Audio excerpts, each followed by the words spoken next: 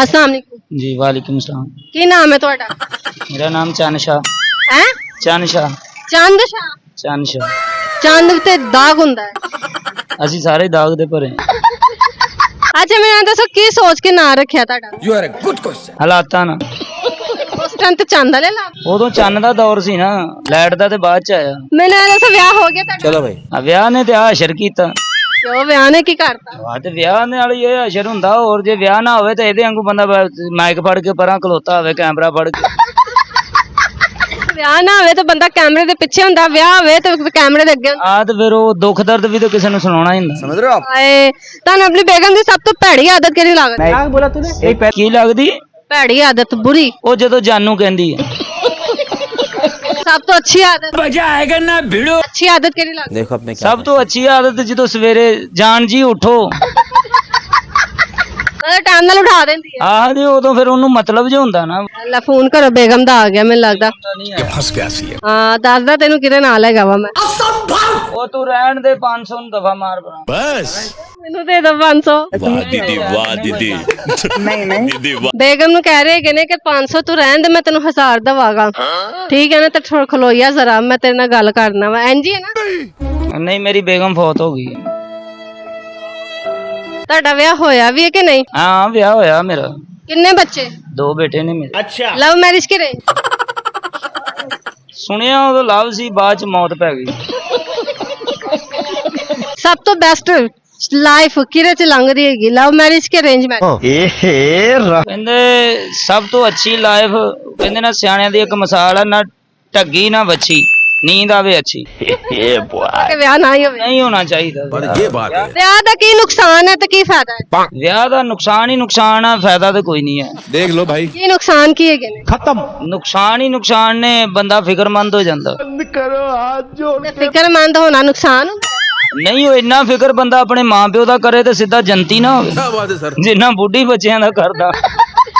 ਆਹੋ ਵੀ ਪਹਿਲੇ ਕਮਾਈਆਂ ਨਹੀਂ ਹੁੰਦੀਆਂ, ਜਦੋਂ ਬੁੱਢੀ ਆ ਬਾਅਦ ਚ ਮੇਰੇ ਵਰਗਾ ਰੋਂਦਾ, ਕਹਿੰਦਾ ਕੀ ਹੋਇਆ? ਕਹਿੰਦਾ ਹੁਣ ਅੱਬਾ ਜੀ ਸਿਰ ਤੇ ਨਹੀਂ ਪਏ ਰਹਿ ਗਏ ਤੇ ਹੁਣ ਮਿਹਨਤ ਕਰ ਰਹੇ ਆ। समझ रहे हो? ਤੇ ਮਾਮੇ ਹਜੇ ਪਹਿਲਾਂ ਹੀ ਕਰਨ ਲੱਗ ਪੈਂਦਾ, ਨਾ ਪਿਓ ਮਰਦਾ ਤੇ ਨਾ ਤੂੰ ਇਹਨਾਂ ਕੰਮਾਂ ਤੇ ਲੱਗਦਾ। ਉਹਦੀ ਕੋਈ 4 ਸਾਲ ਜ਼ਿੰਦਗੀ ਵੱਧ ਜਾਂਦੀ। मालूम है तेरे बाप को मत। ਆਪਣੀਆਂ ਕਰਤੂਤਾਂ ਤੇ ਬੰਦਾ ਫਸਦਾ। ये बात है। ਮੈਨੂੰ ਇਹ ਦੱਸੋ ਔਰਤ ਦਾ ਸਭ ਤੋਂ ਵੱਡਾ ਝੂਠ ਕੀ ਹੁੰਦਾ ਹੈ? ਔਰਤ ਦਾ ਸਭ ਤੋਂ ਵੱਡਾ ਝੂਠ, देखो अपने क्या कर। ਉਹ ਔਰਤ ਦਾ ਸਭ ਤੋਂ ਵੱਡਾ ਝੂਠ ਮਾਂ ਪਿਓ ਨਾਲ ਵੀ, ਭਰਾ ਨਾਲ ਵੀ, ਸਭ ਨਾਲ ਵੀ ਐਵੇਂ ਆਪਣਾ ਮਤਲਬ ਕੱਢਣਾ, ਉਹਦਾ ਸਭ ਤੋਂ ਵੱਡਾ ਝੂਠ ਹੁੰਦਾ। ਮਤਲਬ ਕਿੱਦਾਂ ਕੱਢਦੀ ਹੈ? ਮਤਲਬ ਇਸੇ ਤਰ੍ਹਾਂ ਹੀ ਕੱਢਣਾ ਉਹਨੇ, ਜੇ ਭਰਾ ਵਾ ਤੂੰ ਮੇਰਾ ਸਭ ਤੋਂ ਸੋਹਣਾ ਵੀਰਾ ਨਹੀਂ, समझ रहे हो? ਤੇਰੀ ਮੈਂ ਫਲਾਣੀ ਸਹੇਲੀ ਨਾਲ ਗੱਲ ਕਰਾਵਾਂਗੀ। ਲੈ ਭਰਾ ਵੀ ਲੁੱਟਿਆ ਗਿਆ।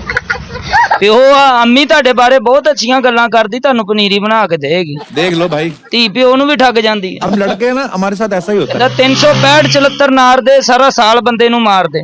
365 ਦੇਣਾ ਤੇ 365 ਹੀ ਮਕਰ ਔਰਤ ਦੇ ਵਿੱਚ ਆ, ਤੇ ਉਹ ਬੰਦਾ ਨਹੀਂ ਪੜ ਸਕਦਾ। क्या बात है सर। ਅੱਛਾ ਮੈਨੂੰ ਇਹ ਦੱਸੋ ਕਿ ਇਹ ਤੇ ਤੁਸੀਂ ਭੈਣ ਦਾ ਤੇ ਧੀ ਦਾ ਦੱਸਤਾ, ਮਸ਼ੂਕ ਦਾ ਝੂਠ ਕੀ ਹੈ?